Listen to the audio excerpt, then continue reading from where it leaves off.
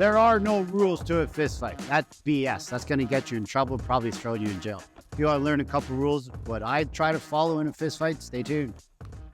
Okay, 5 rules for any fist fight, okay? Number 1, don't get in a fight. That's not self-defense. Let's go worst case scenario, okay? There was this fight that happened in Calgary, okay? Chris is the old guy, I'm the young guy. They're at a bar, and then like the Toronto Blue Jays game is on. He talks smack, I talk smack, let's go outside. Young guy comes up, smashes dude, right? Sucker punch, falls down, hits his head on the curb, dies. Dies because of ego. Why'd you go outside? That's your fault. Rule number 2, try to let them throw the first punch. If we attack first, we're probably going to get in trouble. We're probably going to go to jail or at least be charged with assault if we do something bad. So this is a weird one. If I'm here, what does it look like to you guys right now? I'm the non-confrontational guy. I'm here. I'm reading all the signs. I'm like, man, this guy really wants to fight. I can't leave. Why can't I leave?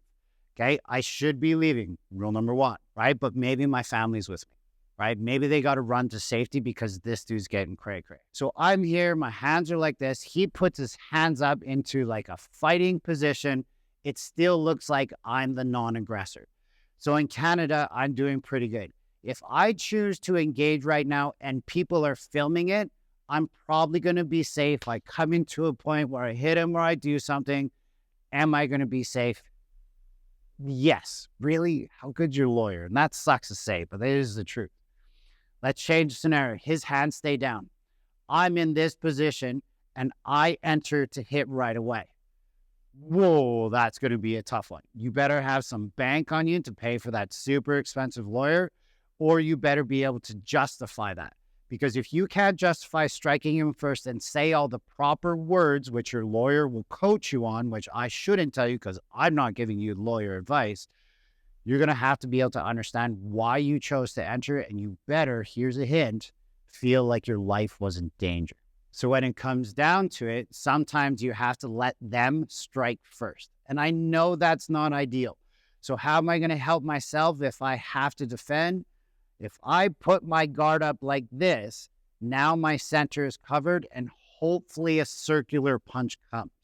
Okay, so if I'm here and he can't fire a straight punch at my face or a straight punch, a jab cross, he throws something circular, now there's something for me to be able to do it.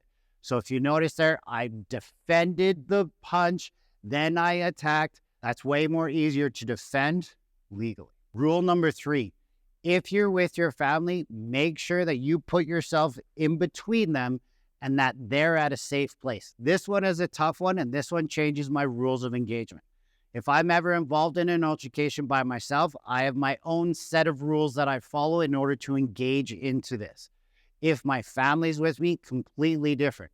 If only my smaller son is with me, different. If I'm with my mom, different. All of these things change the circumstance. What I want you to think of is putting yourself in front of them. Here's a big key. If you're ever traveling with your family and you're walking somewhere and you drove there, make sure to give the keys to the person that's going to take the kids back to the car. Whoever has more training is the one that should be the one that's standing ground and making sure they're safe. Why the filming?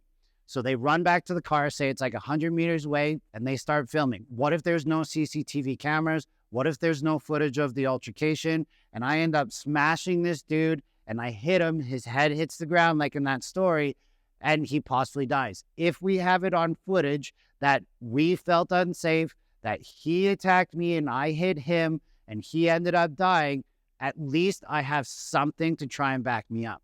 4th rule, once you've dominated the fight using my training methods, wink, wink, you have to make sure that you're in a safe place before you just keep smashing their face in and possibly kill them.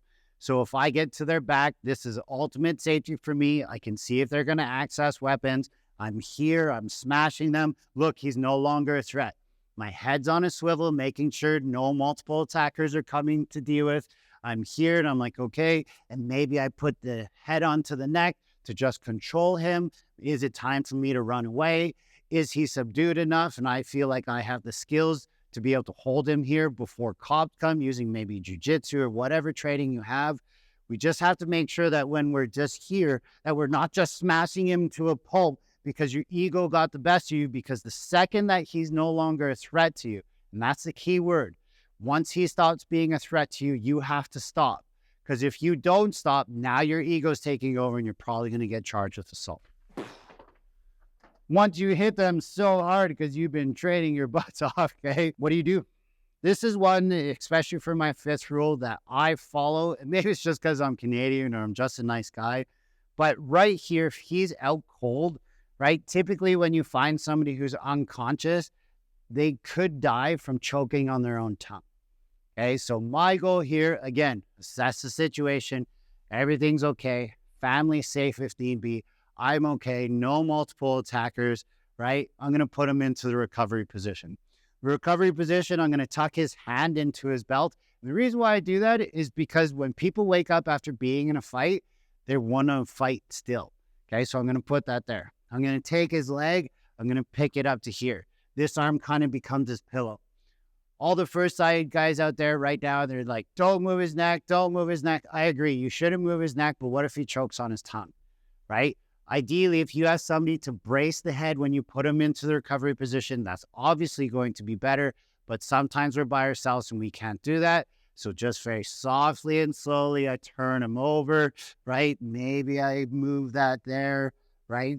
My whole number one thing here is even if he had a broken neck, at least he doesn't die on me because I defended myself. And this might help you look pretty good in the court of law. Stay safe out there.